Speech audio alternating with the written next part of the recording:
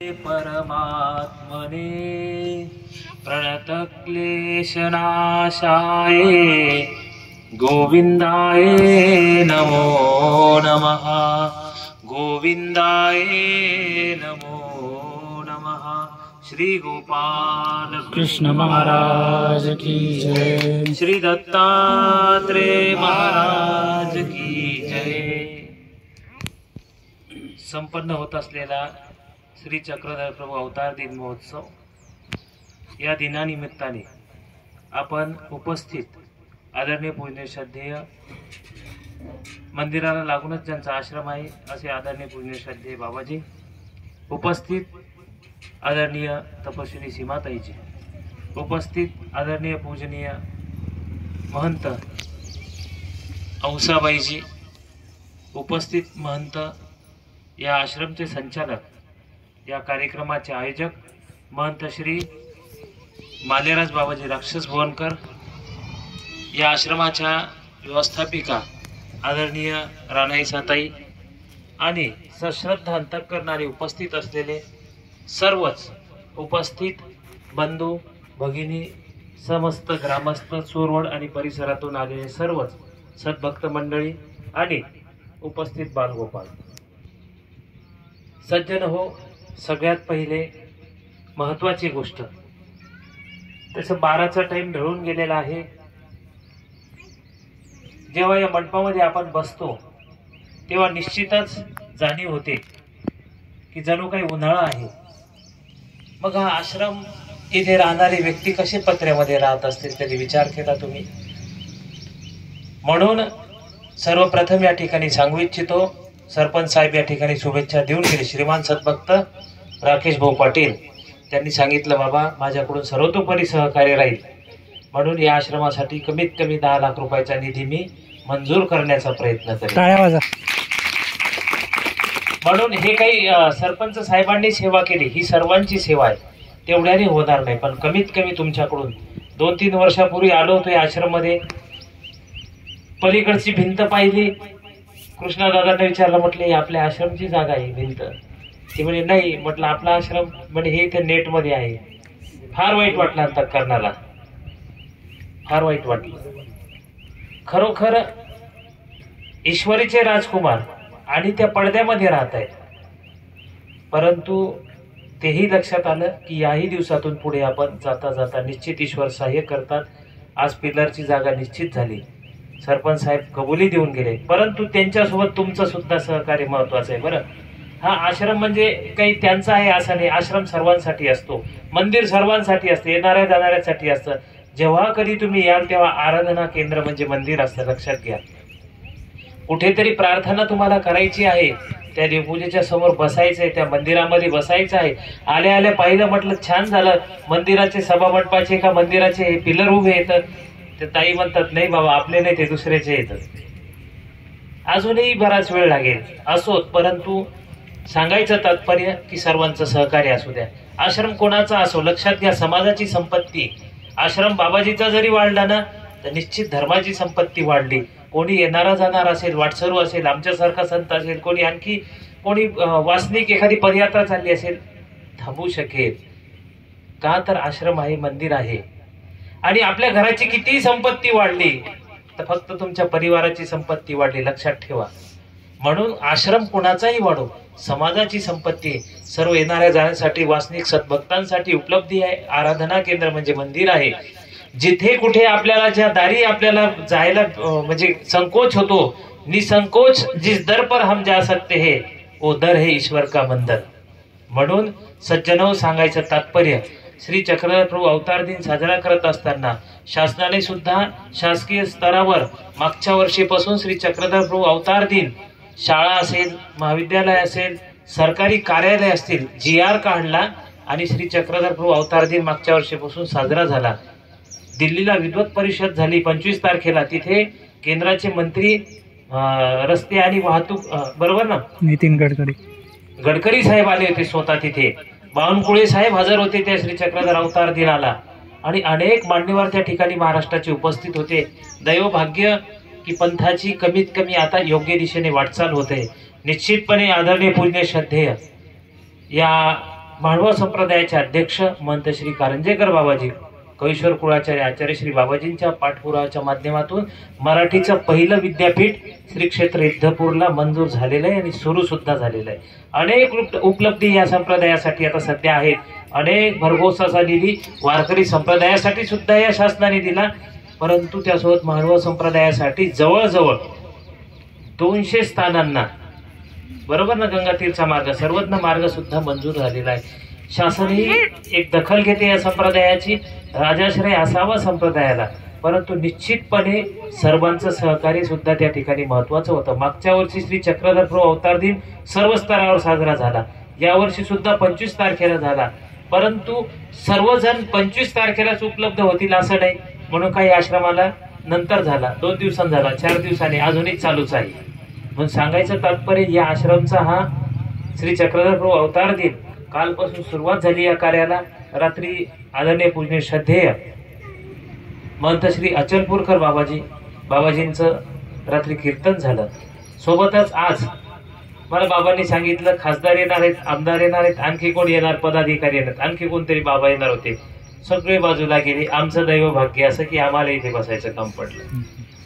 समय से पहले और भाग्य से अधिक किसी को कुछ नहीं मिलता.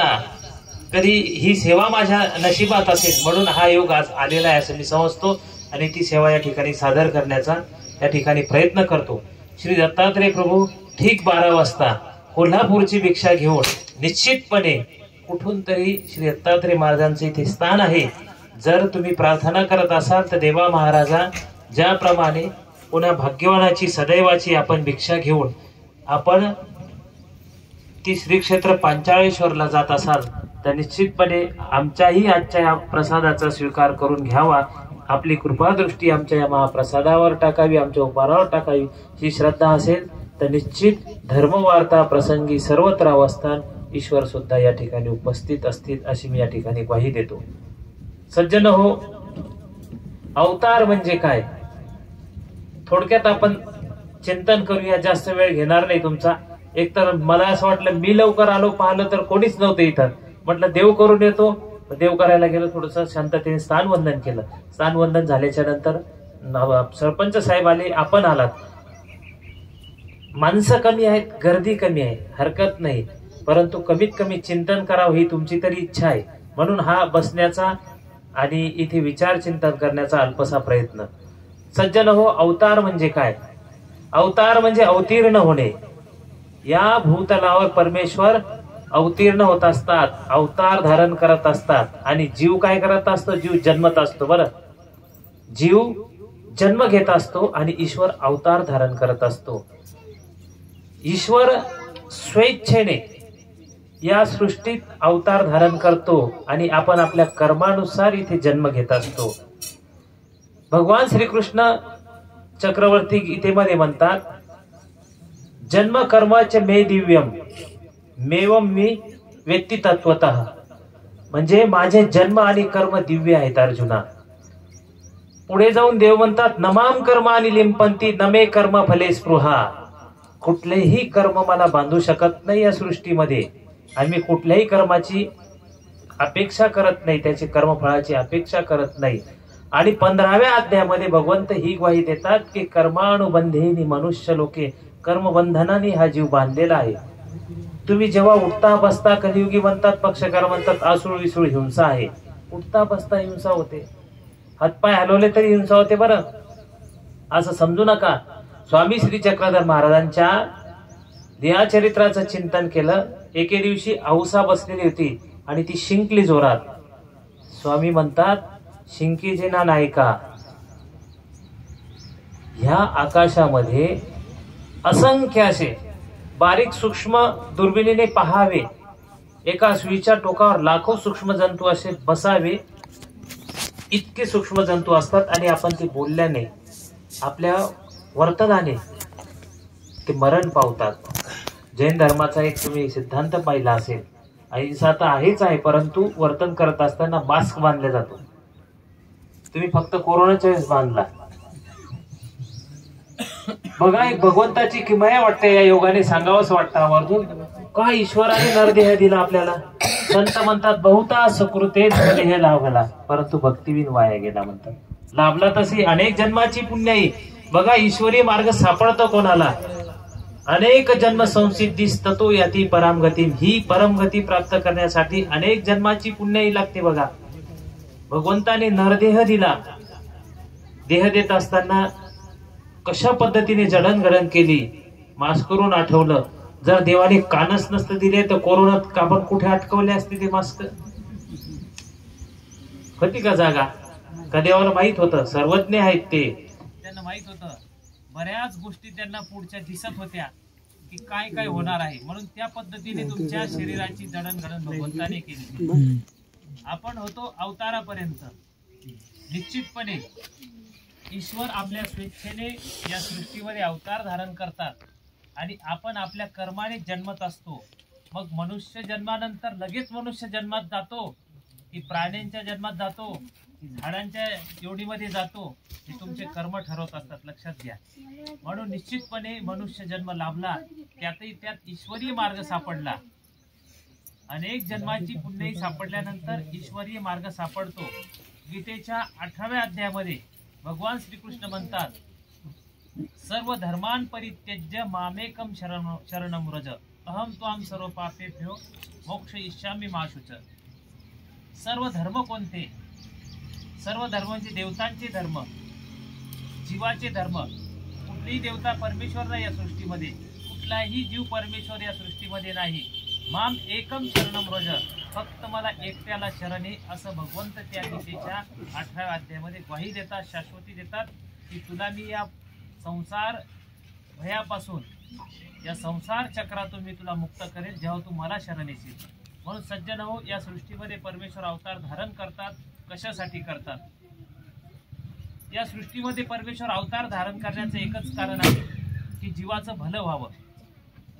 नाही तर वास्तविक अव्यक्त स्वरूपामध्ये परमेश्वर कसे आहेत. निर्गुण आहेत, निरामय आहेत, आकाररहित आहेत. परंतु या सृष्टीमध्ये अवतार धारण यासाठीच करतात की आपल्या ठिकाणी असलेला आनंद कुठेतरी कोणाला तरी द्यावा असं ईश्वराला वाटलं. स्वतःच्या स्वरूपामध्ये आनंद स्वरूपामध्ये जो आनंद होता तो कुठेतरी जीवाला द्यावा हा हेतू सदहेतू ईश्वराचा होता. आणि या जीवाला या संसार बंधनातून मुक्त करावं. बघा शास्त्राचं अध्ययन आपण करत असाल तर भवाटवी असं या संसाराला म्हटलेलं आहे. काय म्हटलेलं आहे. भवाटवी म्हणजे भव म्हणजे संसार, आटवी म्हणजे समुद्र. संसार सागर म्हटलेला आहे. साधी गोष्ट नाही. म्हणून या संसार सागरातून पैल तीरावर जायचं असेल तर ईश्वरीय मार्ग हाच एक पर्याय आहे. आणि ईश्वराने हा आनंद आपल्याला द्यावा यासाठी सर्वप्रथम देवतांकडे पाहिलं. परंतु देवता ह्या त्यांच्या मर्यादेमध्ये बांधलेल्या आहेत. ज्ञान सुख सामर्थ्य ऐश्वर्य आणि प्रकाश पंचप्रकारांनी त्या स्वरूपाच्या अवधीमध्ये बांधलेले आहेत. त्रिगुणात्मक आहेत. मग प्रपंचाकडे पाहिलं. प्रपंच म्हणजे हे जे काही जड दिसतं सगळं याला किती काही मारा तुम्ही ठोका याला काही करा काही याला जाणीव नाही. किती जमिनीवर पाय मारा काही जाणीव नाही. जे जे दिसतं डोळ्याने हा प्रपंच आहे. प्रपंचाला सुख आणि दुःख ग्राहकत्व नाहीये. मग देणार कोणाला. जीवाकडे पाहिलं. मग जीव तर हा अनेक जीव सर्व दोषाचे आळे. जीव अनेक दोषांनी युक्त होता. परंतु जीव सर्वाधिकारी म्हणजे या जीवाला जर आपला आनंद दिला तर निश्चितपणे हा भक्ती करून या संसार बंधनातून मुक्त होईल असं ईश्वराला वाटलं. आपल्याला असं कधी वाटलं का बरं. आपल्या खिशात जास्त पैसे झाले जरा जाऊन यावं कोणाला तरी देऊन यावं. आपल्याला असं वाटत नाही. परमेश्वराकडे ओसंडून वाहत होता आनंद आणि त्याला असं वाटलं की या जीवाचं भलं करावं याला द्यावं कुठंतरी आणि या संसार बंधनातून मुक्त करावं. या सदहेतूने परमेश्वराने सृष्टीची रचना केली. जीवाला या संसारामध्ये आपलं ज्ञान प्रेम दिलं. सज्जनो सांगायचं तात्पर्य भगवान श्री चक्रधर प्रभू जेव्हा अवतार धारण करतात सर्वप्रथम या सृष्टीमध्ये 3 पद्धतीने परमेश्वर येतात. बरं एक मातेच्या गर्भामध्ये अवतार धारण करतात. नंबर 2 एखाद्या मातेच्या गर्भाचं दवडणं करतात.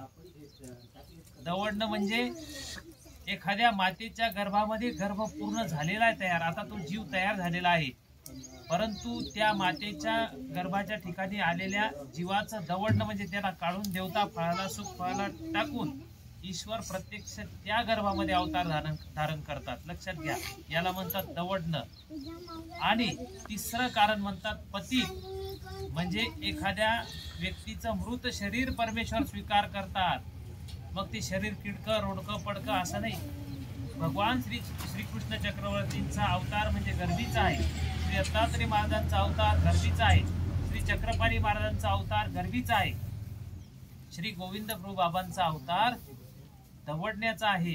नेमाईसा मातेच्या गर्भामध्ये जेव्हा तो जीव आलेला होता त्या गर्भाचं दवडणं करून परमेश्वर तिथे आले. त्या जीवाचे सकळी देह धर्म जीव धर्म श्री गोविंद प्रभू बाबांनी स्वीकारले. कारण त्या मातेच्या गर्भामध्ये आलेला जीव वेडापिसा होता.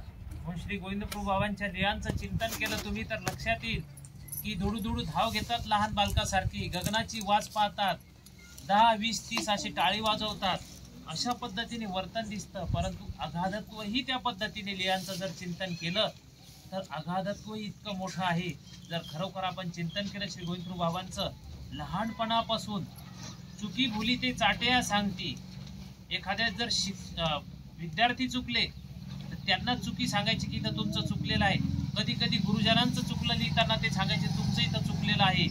मुलांना 1 वर्षाचा अभ्यास करण्यासाठी जेवढा वेळ जायचा तेव्हा गोविंद प्रभू बाबा 1 महिन्यात अभ्यास करायचे आणि 1 महिन्याचा अभ्यास ते गोविंद प्रभू बाबा एका दिवसात करायचे.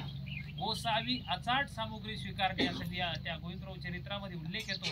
म्हणून तो देव सर्वज्ञ आहे, परंतु तो जीव वेडापिसा होता. म्हणून कधी काळी अशाही लीला तुम्हाला त्या गोविंद प्रभू चरित्रामध्ये दिसतील. राहिला प्रश्न चक्रधर स्वामींचा अवतार आहे पतितोद्धारक, पडलेल्या जीवांना उद्धरण करणारा अवतार, उद्धरण व्यसनी अवतार सर्वज्ञ श्री चक्रधर प्रभूंचा अवतार आहे. कोण्या व्यक्तीला कशाचं व्यसन असतं, कोणाला कशाचं व्यसन असतं, परंतु आमच्या सर्वज्ञ श्री चक्रधर प्रभूंना जीव उद्धरण्याचंच व्यसन आहे असं स्वामी म्हणतात. आणि मग जो काही आहे पतित अवतार धारण सर्वज्ञ श्री चक्रधर प्रभूंनी केला. गुजरातमध्ये आजही भरूच शहर आहे. कोणतं शहर? पूर्वीचं भडोच होतं, आजचं भरूच शहर. आम्ही 4 दिवसापूर्वी जाऊन आलो तिथे. भरूच त्या नगरीमध्ये विशाल देव नावाचा प्रधान होता आणि त्या प्रधानाला हरिपाळ देव नावाचा एक पुत्र होता. राज्य राजाचं होतं, परंतु प्रधान त्या ठिकाणी सर्व राज्य सांभाळत होता. का सांभाळत होता हा उल्लेख चरित्रामध्ये आला नाही, पण कदाचित ज्याप्रमाणे तुम्ही जर श्री दत्तात्रय प्रभूंचं जर चिंतन केलं, सहस्त्रार्जुन हा उपाळिंग झाला होता, म्हणजे अपंग झाला होता दोन्ही हाताने. म्हणतात राज्य चालवण्यासाठी व्यवस्थित नव्हता, म्हणून तो आपले हात जोडण्यासाठी श्री दत्तात्रय प्रभूंच्या प्रार्थनेसाठी सह्याद्री पर्वतावर गेला. राज्य कोणाला दिलं? मग प्रधानाला दिलं असेल. त्यांनी सांगितलं की प्रधान हो, तुम्ही आमचं राज्य सांभाळा, आमचे हात आम्ही जोडून आणतो. राजा राज्य आरोह नव्हे, म्हणजे राज्य चालवण्यासाठी तो योग्य नव्हता. त्याप्रमाणे कदाचित त्या राजाची काय अडचण असेल, त्यांनी प्रधानाकडे राज्य सोपवलेलं होतं आणि ते राज्य सांभाळत असताना विशाल देव वरिसा 25 27 चांगलं 25-27 वय झालं असताना अचानकपणे त्यांचा देहांत होतो. कोणाचा? विशाल देवाचा, हरिपाळ देवाचा. आणि हरिपाळ देवाचा देहांत झाल्यानंतर संपूर्ण राज्यामध्ये शोककळा पसरते आणि ती शोककळा पसरल्यानंतर सरण रचल्या जातं. सरण आपल्यासारखं नसतं, आंधळीच्या शेतातून लाकडं त्याच्या शेतात, चंदनाचं सरण होतं. लक्षात घ्या, राजा होता तो. राजाचं देह, पुत्राचं देह गेलेलं होतं. सरण रचलं, चंदनाचे लाकडं ठेवले असतील आणि त्या ठिकाणी सरणारा बस आता अग्निडाग देणार. तितक्यात त्या हुतात्म्याने अचानक डोळे उघडले आणि डोळे उघडल्यानंतर सर्व जेवढी काही जनता होती दुःखिस्त, पुत्र जियाला, पुत्र जियाला, पुत्र जियाला, पुत्र जिवंत झाला. संपूर्ण राज्यामध्ये ही बातमी पसरली आणि मंगळवाद्य वाजायला